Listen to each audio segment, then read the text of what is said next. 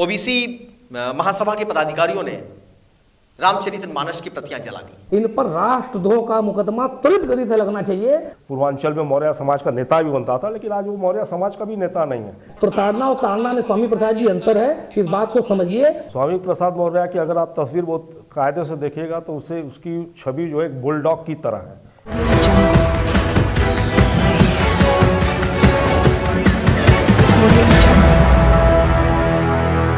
नमस्कार, लोकवाणी के सारे दर्शकों का हार्दिक स्वागत है। जैसा कि आप जान रहे हैं कि इस समय देश में ऐसे मुद्दे चल रहे हैं जिसमें लगातार कहीं ना कहीं उसके पीछे से राजनीति की बू आ रही है। चाहे हम बात कर लें बागेश्वर धाम धीरेन्द्र शास्त्री के मुद्दे पे, या फिर अभी लखनऊ में ओबीसी महासभा के पदाधिकारियों ने रामचरितमानस की प्रतियां जला दी। उनका कहना क्या है कि रामचरितमानस में गोस्वामी तुलसीदास जी ने महिलाओं पे और शूद्र पे अभद्र बातें लिखी हैं। आज इसी मुद्दे पे हम चर्चा करेंगे कि क्या रामचरितमानस में इस तरह की चीजें लिखी गई हैं, या फिर ओबीसी महासभा कुछ और हित साधने की दृष्टि से किसी के हाथ की कठपुतली होकर के इस तरह के कृत्यों को अंजाम दे रहा है। आज हमारे साथ स्टूडियो में बात करने के लिए हमारे दो मेहमान मौजूद हैं। तिलकराज मिश्रा जी हैं, आप अध्यक्ष हैं केंद्रीय पूजा समिति के, और मनीष पांडे जी हैं जो हिंदू युवा वाहिनी के पूर्व प्रदेश उपाध्यक्ष हैं। आपका बहुत बहुत स्वागत है। सबसे पहले बात की शुरुआत हम करते हैं तिलकराज जी आपसे ही। इस पूरे प्रकरण को आप जान रहे हैं, क्या लग रहा है कि इस तरह की चीजें श्री रामचरितमानस की प्रतियां जला करके जिस पर मुकदमा भी हुआ है, और उन लोगों ने एक ऐसे नेता के बारे में टिप्पणियां की हैं और उनके समर्थन में नारे लगाए हैं जिससे उनको महिमा मंडित किया जा रहा है, जिनकी छवि आप जानते हैं अच्छी तरह से कि एक दल बदलू नेता के रूप में रहा है और कई बार के जनप्रतिनिधि भी वो रहे हैं। तो ये जानना चाहूंगा कि इस तरह की चीजें किस दिशा की ओर केंद्रित कर रही हैं सनातन और सनातन धर्मावलंबियों की भावनाओं को। जी शैलेश जी, सबसे महत्वपूर्ण विषय तो ये है कि जैसा कि भी आपने कहा कि एक जो दल बदलू नेता है, जो सिर्फ दल बदलना जानता है, दल को बदल करके राजनीति करता है, जो सिर्फ पद पे बने रहने के लिए, सत्ता में बने रहने के लिए पूरी राजनीति जिनकी टिकी हुई है, आज वो हमारे रामचरितमानस जैसे ग्रंथ पे, जिसको तुलसीदास जी ने इसी काशी में बैठ करके लिखा है, मानस मंदिर जिसे नाम से पहचाना जाता है, काशी में तुलसीदास जी जब यहाँ रहते थे 80 पर, तो आप समझिए कि शौच और लघुशंका तक यहाँ काशी में नहीं करते थे, उस पार जाते थे नाव से, और वो करके तब आते थे कि काशी वो पवित्र नगरी है। उस नगरी में वो ग्रंथ लिखा गया है। और मैं इस नगरी का एक नागरिक होने के नाते, इस नगरी के मेरा जन्म होने के नाते, एक मैं धार्मिक अपनी भावनाओं से लोगों से जुड़े होने के नाते मैं घोर आपत्ति दर्ज करता हूँ, विरोध करता हूँ। और एक हिंदू होने के नाते मैं चाहता हूँ कि ये जो लोग हैं ये हिंदू नहीं हो सकते, ये केवल सत्ता के लोलुप हो सकते हैं, पद लोलुप हो सकते हैं। इन पर बहुत छोटी धाराएं लगी हैं, 120 भी और 142 करके लगाया गया, 405 है, ये बहुत छोटी धाराएं हैं। मुझे ऐसा लगता है इन पर राष्ट्रद्रोह का मुकदमा त्वरित गति से लगना चाहिए, और हो सके तो इनको राष्ट्र से निकालने पर इन पर कोशिश होनी चाहिए। जो इतनी बढ़िया हमारे देश का एक वातावरण है, देश का माहौल बना हुआ है, आज जब एक हर वर्ग जो है, एक जो सत्ता में सरकार बनी हुई है, हमारे मुख्यमंत्री योगी आदित्यनाथ जी हैं, हमारे जो है यशस्वी प्रधानमंत्री नरेंद्र मोदी जी हैं, एक देश समृद्धशाली हो रहा है। हम 5वीं अर्थव्यवस्था की तरफ बढ़ रहे हैं, सबसे बड़ी दुनिया की अर्थव्यवस्था की तरफ बढ़ने की ओर अग्रसर हैं, हम इंडस्ट्री लगा रहे हैं। उस समय आप हमारे ग्रंथों को जला करके क्या संदेश देना चाहते हैं? ये स्वामी प्रसाद मौर्य जैसे टुच्चे राजनीतिज्ञों को, और जिस पर बड़े बड़े लोग आकर के बयान दे रहे हैं, उनको शर्म नहीं आ रही है कि इस देश के अंदर राष्ट्रवाद नाम की कोई चीज है कि सिर्फ राजनीति की रोटी सेकना चाहते हैं वो। तिलक जी, आपने अभी कहा कि धाराएं बड़ी हल्की लगी हुई हैं जी, तो ऐसे में सरकार तो केंद्र में भी भारतीय जनता पार्टी की सरकार है और उत्तर प्रदेश में भी योगी जी है, तो ऐसे में क्यों इस तरह की चीजें हो रही हैं?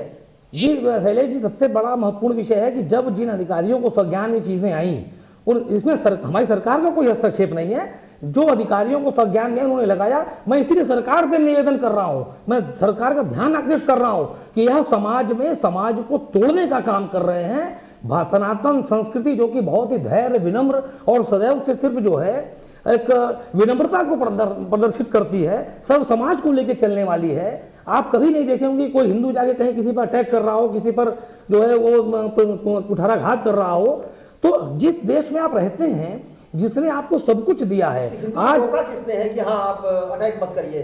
देखिए, हिंदुओं को उनके संस्कारों ने रोक रखा है। वो भी हिंदू हैं, लेकिन ये माने कि किसको भड़काना चाह रहे हैं, किसको समझाना चाह रहे हैं, क्योंकि आज जो पूरा देश एक स्वर में बात कर रहा है, इस पर इनकी रोटी नहीं चल पा रही है राजनीति की, इसलिए भ्रमित हैं और लोगों को भड़का करके दोबारा जिस देश के अंदर आरक्षण देकर के, जिस देश ने आरक्षण देकर के लोगों को समृद्धशाली किया है, आज उनको भड़का करके और ये सिर्फ अपनी राजनीति रोटी देना चाहते हैं। चलिए जी, अब मनीष जी से बात करते हैं। मनीष जी, इस पूरे प्रकरण का आपके भी संज्ञान में है पूरा मामला, क्या लग रहा है ये किस ओर इशारा कर रहा है कि चुनाव की दृष्टि से, चूंकि आज लखनऊ में अखिलेश यादव ने भी कहा है कि भारतीय जनता पार्टी ने इसको सोची समझी साजिश के तहत, तो ये किस ओर इशारा कर रहा है? आप लोग लगातार सनातन और हिंदुओं की राजनीति करते रहे। निश्चित तौर पे ये देखिए राजनीति से प्रेरित है। मैं स्वामी प्रसाद मौर्य को उस समय से जान रहा हूँ कि जब किसी समय उसने योगी जी पे बयान दिया था कि ये योगी नहीं, ये ढोंगी है। इस तरह के बयान पे हम हिंदू आवानी के कार्यकर्ता सड़क पे निकल के स्वामी प्रसाद मौर्य का पुतला फूंकना, ये काम हम लोगों ने किया है। लेकिन जैसे ही चुनाव योगी जी मुख्यमंत्री बनते हैं, आप देखिए वो उसी मंच पर आता है, सम्मानित भी होता है। स्वामी प्रसाद, हाँ मैं बता रहा हूँ जी। आपने कहा कि आपने प्रोटेस्ट किया, पुतला फूका योगी जी के बारे में, उसने कंप्लेन, फिर वो कैसे ही जिसका विरोध कर रहा था उस दल में कैसे शामिल? मैं बता रहा हूँ, स्वामी प्रसाद मौर्य की अगर आप तस्वीर बहुत कायदे से देखिएगा तो उसे उसकी छवि जो एक बुलडॉग की तरह है। बुलडॉग मतलब जो कुत्ता जो उससे पाला जाता है, उसका चेहरा बताता। हमारे यहाँ भी एक मौर्य जी हैं, केशव प्रसाद मौर्य, देखिए उसके चेहरे में और दोनों के चेहरे का अंतर कर लीजिए आप। चेहरा बताता है, चेहरा बोलता है। तो वो बुलडॉग का चेहरा, बुलडॉग एक ऐसा कुत्ता होता है जो पाला जाता है। कुत्ते की जाति स्वामी भक्त की होती है, उसका नाम भी स्वामी के तौर पर। खूंखार नहीं होता, मैं बता रहा हूँ, यही मैं बता रहा हूँ, खूंखार नहीं होता है, लेकिन कुत्ते की प्रजाति जो होती है वो स्वामी भक्त की होती है, वो उसको पाला जाता है। लेकिन अगर वही कुत्ता पागल हो जाता है, बौरा जाता है, तो उसको गोली मार देते हैं, मारा जाता है, प्रशासन के द्वारा मरवा दिया जाता है। हम उसकी तुलना स्वामी प्रसाद मौर्य को उस समय, लेकिन जब सत्ता है, मैंने बताया ना कि योगी जी ने उसको गले भी लगाया, भाई लगाया, हम लोग नहीं बोल सकते थे, राजनीति थी। फिर वो आप देखिए किस तरह से उठा के फेंक दिया गया। तो मैंने उसकी तुलना एक बुलडॉग से की है। बुलडॉग का चेहरा आप लगा के देखिए ना, उसके चेहरे से मिलता तो आप बताएं हमें कि नहीं मिलता है। तो ऐसे नेताओं को समाज, वो अपने समाज को भी धोखा देने वाले लोग हैं। मौर्य समाज अगर कहे कि नहीं, वो हमारा पहले वो पूर्वांचल में मौर्य समाज का नेता भी बनता था, लेकिन आज वो मौर्य समाज का भी नेता नहीं है। आप ये देखेंगे हमारे यहाँ केशव जी हैं, डिप्टी सीएम है, केशव जी का भी है, देखिए विरोध था, अपने क्षेत्र से हार गए, हारने के बावजूद आज वो डिप्टी सीएम है। ऐसा आप लोकतांत्रिक में देखेंगे, किसी भी क्षेत्र से कोई भी हार जाए, हारने के बाद उसे इतना तमगा, इतना बड़ा पद। सरकार आपकी है, ये देखिए, यही चीज मैं बता रहा हूँ, सरकार हमारी है, तमगा कैसे, क्यों? ओबीसी फैक्टर, ओबीसी फैक्टर, आरक्षण। तो आरक्षण अभी भी लोगों के दिमाग में घुसा है।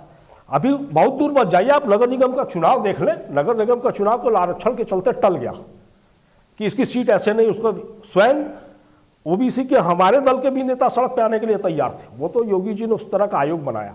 अब उस आयोग के बनने से हम लोग भी मांग करेंगे सवर्ण आयोग बनाने। बीच में 10% मिल रहा था, क्या सवर्ण आयोग होगा? तो ये झगड़ा जैसे हिंदू समाज को बांटने का काम जो है, ये विदेशी ताकतें शुरू से की हैं, और आज भी ये नेता, कुछ नेता जो हैं वो पल पोस रहे हैं। लेकिन हिंदुत्व की ये सदी है, योगी जी, मोदी जी, इनको लेकर के कोई इसको काट नहीं सकता है। मनीष जी, आपने कहा कि अंग्रेजों ने लड़ाया। हाँ, अंग्रेज तो चले गए, 47 में चले गए, उसके बाद से जो हिंदुस्तान की राजनीतिक पार्टियां हैं वही लगातार वोट की राजनीति पे ही सत्ता पे बैठने का काम करती रही हैं। तो वही हाल आपकी पार्टी भी कर रही है। मैं वही तो कह रहा हूँ, आप सुना कि राजनीति। लेकिन एक चीज ये है ना कि जो एक वर्ग विशेष के वोट की राजनीति लोग करते हैं, वैसे में तो सनातन ही एक ऐसा समुदाय है जहां की वो तमाम जातियों में बटा हुआ है। कोई बैकवर्ड है, अगड़ा है, पिछड़ा है, शेड्यूल कास्ट है, तो इतने जातिगत समीकरणों में बटे हैं, इसी वजह से तो आप संगठित नहीं हो पा रहे हैं। इसके लिए क्या कर रहे हैं? इसके लिए हम बता रहे हैं आपको, आज ही प्रधानमंत्री जी का बयान था कि भारत जो है डेमोक्रेसी की मदर है। लोकतंत्र है, ठीक है, हम लोकतंत्र में तमाम समुदाय को लोग रहते हैं, ठीक है, जिसकी जाति ज़्यादा वोट बैंक की राजनीति लोग कर रहे हैं। आज हिंदुत्व की सदी है तो हिंदुत्व की भी राजनीति चल रही है। एक समय इससे पहले का भी हम लोगों ने समय विपक्ष में देखा है कि वही मौलाना या वही पादरी कुछ कह देता था तो उसको जो है सरकार बहुत अपने सर पे लेके चलती थी। आज वो चीज़ नहीं है, आज वो चीज़ नहीं है। आज हिंदुत्व की सदी चली है और ये सदी योगी जी ने छेड़ी है। आज हम अपने राम मंदिर को देख रहे हैं, अपने काशी विश्वनाथ को देख रहे हैं और हिंदू समाज एकत्र है। आपने पूर्व के लोकसभा के चुनाव को देख लें, विधानसभा के चुनाव देख लें, ये चुनाव जो जीत हुई है ये उन दलगत राजनीति से हट करके जाति पाति को मिटा करके और हिंदू संगठन के कार्यकर्ताओं का परिश्रम रहा है कि आज पुनः भारत एक विश्व गुरु की तरफ बढ़ रहा है। लोग देख रहे हैं कि नहीं हिंदुत्व तो है क्या, लोग चर्चा कर रहे हैं, हिंदू राष्ट्र की मांग उठ रही है। अभी आप एक प्रकरण देख रहे हैं शास्त्री जी का, एक मदारी की तरह वो काम करते हैं, हम तो उनको मानते हैं उसी तरह मदारी है, लेकिन वो हिंदू राष्ट्र की मांग उठा रहे हैं, इसलिए हम उनके साथ हैं। हम उनके उन चीजों पे नहीं है कि तुम चमत्कार करो या क्योंकि यहाँ की जनता अभी बहुत अनपढ़ है, गंवार है। मैं मानता हूँ जनता को कि जिसको लोकसभा, विधानसभा, नगर निगम चुनाव में डिफरेंस नहीं लोगों को पता। आप गांव में जाइए, वो पूछते हैं कि भैया लोकसभा का चुनाव क्या होता है, विधानसभा का क्या चुनाव होता है, ग्राम पंचायत का क्या चुनाव होता है। ये चुनाव के बारे में भी उनको नहीं मालूम है, लेकिन वो वोट देने चले जाते हैं। कई लोग हमसे बार बार पूछते हैं। मनीष जी ये कह ले जी, जागरूकता की कमी के कारण ही इस तरह के मुद्दों को उठा करके और जनता को बरगलाया जाता है। जी, मैं आपको बताऊं शैलेश भैया, हिंदू राष्ट्र के रूप में अगर आप नेपाल को देखें, वही प्रचंड पूर्ण बहुमत से पुनः नेपाल का प्रधानमंत्री बनता है। आज भी भारत सरकार है, जो कि हम ये जानते हैं कि प्रचंड की गतिविधियां क्या रही हैं। पूरे विश्व के नक्शे पे एक नेपाल राष्ट्र, हिंदू राष्ट्र था और आज हम लोग संघर्ष कर रहे हैं कि भारत को हिंदू राष्ट्र बनाने की। निश्चित है संघर्ष है, लेकिन हिंदू राष्ट्र बनेगा, इसमें भी कोई दो राय नहीं है। कैसे बनेगा? आप इतनी जातियों में बटे हुए हैं तो आपके एकजुट होने का कोई पैमाना है, कोई मापदंड तैयार है? मैं बता रहा हूँ, संघर्ष के ही रास्ते से सफलता का नींव पड़ता है। मैं बताऊं शैलेश जी, हिंदू राष्ट्र बनेगा, तिलक जी आप हिंदू राष्ट्र बनेगा की घोषणा की बात नहीं कर रहा हूं, अभी कह रहा हूं कि नुपुर शर्मा का पिछला मामला रहा है। टीवी के डिबेट में एक बयान दिया जाता है, उसके बाद देश के हालात ये हो जाती है कि आम आदमी घर से निकलने में डरने लगता है। जी यही तो ऐसे में रामचरितमानस की प्रतियां जलाई गई जी, तो उसको लेकर के वो लोग खुद ही कह रहे हैं, जिन लोगों ने प्रतियां जलाई, ओबीसी महासभा कह रही है कि हम इसको राष्ट्र में आंदोलन के रूप में खड़ा करेंगे। तो क्या ये राष्ट्र के रूप में आंदोलन खड़ा करके सरकारी संपत्तियों का नुकसान पहुंचाना ही आंदोलन, अपनी बातों को मनवाना है, या हिंदू के एजेंडे में कुछ और है? जी शैलेश जी, यही अंतर है। क्योंकि जो भी एक अच्छी विचारधारा के लोग हैं, जो अच्छी विचारधारा से बिलोंग करते हैं, वह कभी भी अपने देश के अंदर, जिस देश में वो रहते हैं, भारत हमारी माँ है, हम मातृभूमि कहते हैं, और अपनी माँ को हम जलाते नहीं। हम वहां पर आकर के सड़कों पर और हम अपने ही देश के लिए लोगों का नुकसान करें, कोई कहीं जाना है, किसी को कहीं पहुंचना है, किसी को हॉस्पिटल पहुंचना है, हम उस पर भरोसा नहीं करते कि आप देश में आज़ादी करिए, देश में जो है एक माहौल खराब करिए। लेकिन मैं यह जरूर बताना चाहता हूँ कि नुपुर शर्मा, आप ये सब नहीं करेंगे तो राम नाराज नहीं हो जाएंगे? जी एकदम नाराज नहीं होंगे। राम तो हम सदैव से राम विनम्र रहे हैं और राम का नाम लेकर के ही आप जानेंगे कितनों की राजनीति चली है। लेकिन राम को दूर करके और दूसरे को खुश करने के लिए वो लोग तो नाराज हो रहे हैं। जी ये विषय देखिए, यही है समझने की बात है कि जिस देश के अंदर नुपुर शर्मा ने सिर्फ छोटा सा टीवी पर बयान दिया, रोज लोग शिव को बोल रहे थे, रोज काशी विश्वनाथ वहां जो ज्ञानवापी में शिवलिंग मिला उस पर लगातार निरंतर उसको लोग फुहारा बता करके चैनलों पर डिबेट कर रहे थे। उन्होंने सिर्फ इतना कहा, एक अच्छी लिटरेट लेडी जो केवल सेविका के तौर पर देश में काम कर रही हैं, कोई सैलरी पेड नौकर किसी के नहीं है, और उन्होंने सिर्फ इतना बोला कि आप बताओ तो मैं आपके बारे में बताऊं। इस पे पूरा देश में हाहाकार मच गया, मुगल कंट्रियां जो है धमकियां देने लगी, और हम भारत के लोग इतने सहिष्णु हैं, विनम्र हैं। आज हमारा मुख्य ग्रंथ रामचरितमानस, जो कि श्री राम के नाम पर, आपको बताइए, वही राम का नाम आज जो है दुनिया में विख्यात है। दुनिया में लोग राम के नाम पर चर्चा करते हैं, बात करते हैं, उनके आदर्शों पर जीना चाहते हैं, आदर्श को अपने जीवन में उतारना चाहते हैं। उनके उसी ग्रंथ को जला रहे हैं वो। उनको शर्म आनी चाहिए, उनको स्वयं को शर्म आनी चाहिए। और अपने आप को अगर शर्म होगी और मानते होंगे कि वो हिंदू समाज के हैं, मैं किसी जाति विशेष की बात नहीं करता, वो जाति विशेष की राजनीति कर सकते हैं क्योंकि उनकी दुकानें बंद हैं। आज जिस संप्रदाय के बारे में बात करते हैं शैलेश जी, वो संप्रदाय मुझे 10 फोन रोज आते हैं कि मुझे आप एक पार्टी में जुड़वा दीजिए।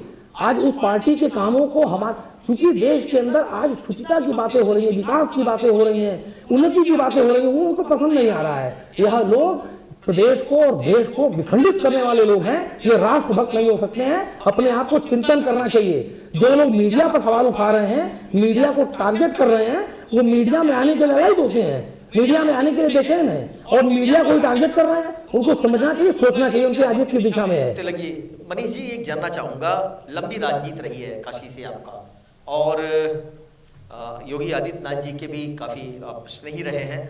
एक बड़ा सा मुद्दा है कि जब आप आंदोलन करते हैं तो मीडिया की जरूरत होती है, लेकिन अगर आप सत्ता से बाहर होते हैं तो तुरंत मीडिया को कटघरे में खड़ा करना शुरू कर देते हैं। इसको किस रूप में आप देखते हैं एक नेता के तौर पे? देखिए, लोकतंत्र का एक चौथा स्तंभ है और बहुत सम्मानित स्तंभ है ये। हाँ, उसमें भी मीडिया में बहुत से कुछ बिकाऊ लोग होते हैं। मैंने बताया ना, जैसे अब धीरेन्द्र शास्त्री का नाटक जैसे चलता है तो उसको मीडिया के द्वारा प्रचारित किया जाता है। लेकिन अगर हिंदू राष्ट्र की वो मांग करते हैं तो हम उनके साथ उनका समर्थन भी करते हैं कि नहीं, हिंदू राष्ट्र की ये मांग कर रहे हैं। लेकिन चमत्कारी बाबा के रूप में आप आकर के लोगों को बरना देखिए। आप पहले अंग्रेजों के काल में आइए तो राजा राम मोहन राय यहाँ सती प्रथा चलती थी। इतनी मतलब हमारे ही समाज की स्त्रियां वो जिंदा चिता पे जल जाती थी। आज उस चीज़ को कोई नहीं बर्दाश्त कर सकता। आज उसके लिए कानून है। क्या पहले नहीं था? पहले भी हमारा समाज था, लेकिन ये कुरीतियाँ रही तो हिंदू समाज कुरीतियों से भरा हुआ है, ऐसा नहीं। उसी कुरीतियों में एक आरक्षण या जातिगत है चीज़ें। जहाँ तक मीडिया का सवाल है, मीडिया में भी बहुत से बिकाऊ मीडिया हैं, कुछ अच्छे लोग हैं, तो इस तरह से चलता है। लेकिन एक स्तंभ है लोकतंत्र का और मीडिया की ये बहुत बड़ी जिम्मेदारी बनती है। नहीं, मनीषी, प्रश्न मेरा ये है कि हम जब आवश्यकता है तब तो मीडिया को बड़ा स्नेह दे रहे हैं, फिर उसके बाद जैसे ही सत्ता से बाहर हुए तो सत्ता से बाहर करने में मीडिया का रोल तो होता नहीं। लोकतांत्रिक देश है, जो वोट मिलता है उसके हिसाब से आप सत्ता में होते हैं, सत्ता से बाहर होते हैं। तो ऐसे में मीडिया को कटघरे में खड़ा कर दिया अखिलेश यादव जी ने। लखनऊ में आज का बयान आया है, तो इस तरह की चीजें किस रूप में देख रहे हैं? देखिए, अब वही मैंने कहा ना, अखिलेश यादव को ले लीजिए, स्वामी प्रसाद मौर्य को ले लीजिए, ओम प्रकाश राजभर को ले लीजिए, तो ये सब जो है नौटंकीबाज नेता है। इसको आज समाज समझ रहा है, पहले नहीं लेता था। ओम प्रकाश राजभर को अब देखिए पता लग रहा है कि अभी तक समाजवादी के साथ थे, अब फिर लग रहा है कि नहीं, अब भारतीय जनता पार्टी के लिए काम करेंगे और फिर योगी जी के साथ आने वाले हैं। लेकिन मैं योगी जी को पर्सनली भी ये जानता हूँ कि ऐसे नेताओं को, ओम प्रकाश राजभर हो, स्वामी प्रसाद मौर्य हो, ऐसे लोगों को वो अपने जूती की कील के मतलब जूती की नोक के बराबर समझते हैं। और मैं समझता हूँ कि आज क्या आने वाले दशक में ये सत्ता है जी, जिस तरह से स्वामी प्रसाद मौर्य योगी जी को अपशब्द कहा करते थे, देखिए भगवान उन्हीं के गलबैया किए। अब फिर उसके बाद वही ओम प्रकाश राजभर, उसने क्या नहीं कहा। देखिए, योगी जी की तुलना आप अगर हम बताएंगे तो योगी जी वो सूर्य की तरह है, और सूर्य के ऊपर अगर कोई थूकने का काम करेगा तो स्वयं उसके ऊपर थूक गिरेगा। तो योगी जी को बोलने वाले और योगी जी से टकराने वाले अपने आप नेस्तानाबूद हो जाते हैं। ये मेरा प्रत्यक्ष प्रमाण। वो स्वयं में अपने आप में बाल ब्रह्मचारी, उसके बाद वो गोरक्ष पीठ के पीठेश्वर हैं, हम लोगों के गुरु हैं। तो हम ये जानते हैं कि अपने हम लोगों को सिखाया रामचरितमानस में भी है, या ऐसा हम लोग जानते हैं कि गुरु गोविंद दो खड़े काके लागू पाँव, बलिहारी गुरु आपने बस वही मैं बताऊँ, ये हमारा संस्कार है। और योगी जी को गाली देना, ये योगी जी का पुतला फूंक देना बहुत से लोग किए हैं, राजनीति है, करेंगे। और ऐसे में वो लोकतंत्र है, सबको अधिकार है, अधिकार है। लेकिन हाँ, जहाँ तक सरकारी संपत्ति का है तो योगी जी वो जानते हैं वसूलना भी। आपने देख लिया माफियाओं का क्या हाल किया है, माफियाओं का कैसे वसूलीकरण हुआ है। आप अगर सरकारी संपत्ति से पहले भी सीए के मुद्दे पे कितने लोग आए, आज वो घर दरवाज़ा बेच करके, खिड़की दरवाज़ा उनका है नहीं, छत नहीं है, दौड़ रहे हैं, सड़क पे सो रहे हैं। तो वसूली का भी योगी जी जानते हैं कि सरकारी संपत्ति को अगर कोई भी नुकसान पहुंचाएगा तो हम वसूली कैसे करेंगे। अब वो प्रशासन अखिलेश यादव का प्रशासन नहीं है। हम लोगों ने भी आंदोलन किया है, अखिलेश यादव के खिलाफ, मायावती के खिलाफ, लेकिन कोई ये नहीं कह सकता कि सरकारी संपत्ति को ये नुकसान पहुंचाने वाले लोग रहे हैं या सरकारी संपत्ति सबकी है, वो हमारी अपनी है और हम उसको बर्बाद होते देख भी नहीं सकते। इसके लिए हमें ये मुद्दा मनीष जी ने बड़ा उठाया है और ये काबिले तारीफ है कि विरोध में सरकारी संपत्ति जिस पर भारत के हर एक नागरिक का अधिकार है, वो किसी जाति धर्म विशेष की संपत्ति नहीं है। किसी भी ऐसे मुद्दे पे जब आप नाराज हो और सरकार की संपत्ति को नुकसान पहुंचाते हैं, ये बहुत ही अनुचित है। इस तरह की चीजों की कभी भी सराहना नहीं की जा सकती, इसकी भत्सना की जाती है। अब तिलक जी, समय हमारा समाप्त हो रहा है, क्या कहना चाह रहे थे आप? मैं कहना चाहता हूँ कि जैसे आज धीरेन्द्र शास्त्री पर बात हो रही है, क्यों हमारे हिंदू समाज के आचार्यों पर, संतों पर ही ये सारी बातें होती हैं। मैं पूछना चाहता हूँ कि जो नौटंकियाँ बाकी जगहों पर लोग करते हैं, क्यों नहीं लोग उनके यहाँ पहुँच जाते? और संत जो हमारा केवल कथा वाचना करा, केवल कथा सुना रहा है लोगों को, जब वो जो अच्छे संदेश दे रहा है समाज में कि आप अपना चरित्र ऐसा करो, आप अपने जीवन में दिनचर्या अपनी ऐसे बदलो, वो चीजें शरीर के लोग समझना नहीं चाहते। तिलक जी मुद्दा ये है कि वही काम ये नेता भी कर रहे हैं, जो आपने बोला क्यों अपने को इस तरह से स्थापित करने की कोशिश करते हैं, किस तरह से मार्केटिंग करते हैं? वो स्थापित कुछ नहीं कर रहे, वो स्थापित हैं, करने की कोशिश नहीं करते, वो स्थापित हैं। वो बागेश्वर धाम सरकार किसी और धर्म संप्रदाय से हैं व्यक्ति, किसी और धर्म संप्रदाय पे कहीं कुछ भी इस तरह का वीडियो, इस तरह की चीजें तो नहीं आती हैं। वो वीडियो नहीं लाते ना, यही तो नहीं है। अपने समाज के लोग ही ऐसी कुछ अपने पास ऐसे लेता है। स्वामी प्रसाद मौर्य हैं, अखिलेश जी हैं, जो बैठ के ग्रंथों को गाली दे रहे हैं। उनके पिता वही ग्रंथ पढ़ करके शायद उनके घर में राम आश्रय, राम गोपाल, राम गोविंद सब नाम भी हैं घर के अंदर, और गाली भी देते हैं ग्रंथों को, मीडिया को गाली देते हैं। मैं कहता हूँ धीरेन्द्र शास्त्री जी को चाहिए इनका इलाज पहले करें, इन नेताओं का इलाज करें, क्योंकि तो क्या इनके पास धीरेन्द्र शास्त्री के पास कोई ऐसी जिनको आप बता रहे हैं कि आडंबर कर रहे हैं, मंच पर लोगों का इलाज कर रहे हैं, असली में इलाज की इनकी जरूरत है। ये भी वही आडंबर कर रहे हैं। करवाइए ना धीरेन्द्र शास्त्री से इन लोगों का इलाज, करेंगे वो सनातन के पक्ष में आवे। ही, और वो सुधरेंगे, क्योंकि सनातन से जुड़े ये लोग भी हैं। इनकी सबसे बड़ी खासियत यही है कि सनातन से जुड़े लोग हैं और हम सर्वधर्म समभाव वाले लोग हैं, हम वसुधैव कुटुंबकम को लेकर चलने वाले लोग हैं, इसीलिए समाज में आज स्थापित है। वरना स्वामी प्रसाद मौर्य जैसे लोगों को ये समाज कभी स्थापित नहीं करने देता। और जो ये कर रहे हैं, मैं अपील करूंगा आपके माध्यम से उन लोगों से, उन युवाओं से, कि इनकी इन चीजों से, इनकी जो मनोवृत्ति से बचें। ऐसा कुछ नहीं है, ये पूरा समाज आपके लिए है। ढोल गवार शूद्र पशु नारी, तो पशु भी सड़क पर आ जाएं, नारी भी सड़क पर आ जाएं, सब सड़क पर आ जाएं, तो केवल अपने आप को क्यों बता रहे हैं? सकल ताड़न के अधिकारी। तो भैया ये सब ध्यान देने के योग्य है, ये इनको ध्यान से रखने की आवश्यकता है।